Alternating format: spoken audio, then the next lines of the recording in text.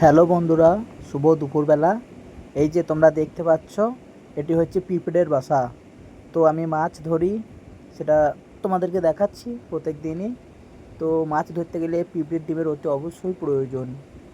যে কোনো মাছ, পিঁপড়ের ডিম সব মাছেরই প্রিয়, সব মাছ খায় এতে, এমন কোনো মাছ নেই যে খায় না। পিঁপড়ের ডিম, পিঁপড়ের বিকল্প সব মাছেরই পছন্দ। সেই জন্য আমি আজকে জঙ্গলে এসেছি পিঁপড়ের ডিম ভাঙতে। তো পিঁপড়ের ডিম ভাঙা অত সহজ জিনিস নয় বন্ধুরা। আজকে আমি ডিম ভাঙতে গিয়ে যেটা বুঝতে পারলাম, তোমরা পুরো ভিডিওটা দেখতে থাকো। তো এই দেখো কি অবস্থা, দেখো বন্ধুরা। যখনই আমি ডিমটা পেড়ে নেমে এসেছি গাছে থেকে নামতে নামতে আমাকে পুরো পিঁপড়েগুলোই আমাকে গোটা শরীর খেতে ধরেছিল। আর এত কামড়ানোর জ্বলন, বাপরে! পিঁপড়ের ডিম ভাঙা অত সস্তা জিনিস নয়, আজকে আমি বুঝলাম। এই যে অল্প 4টি ডিমের জন্য আমাকে কত বড় মাসুল দিতে হচ্ছে দেখো।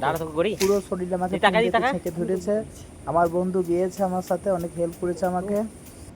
অবশেষে এই দেখো, দেখতে পাচ্ছই, মশারি জালের মধ্যে, নেটের মধ্যে আছে ডিমগুলি। অল্প 4টি ডিম আমরা উদ্ধার করতে পেরেছি। আসলে বাসায় অনেক ডিম ছিল, কিন্তু ডিম সংগ্রহ করার আগে যেভাবে পিঁপড়েগুলো আমাকে কামড়াতে লেগেছে, আমি আর পারিনি ওদের সামনে রুখে দাঁড়াইতে। এই দেখো কি অবস্থা, দেখো পুরো হাতে কামড়িয়ে ধরে আছে।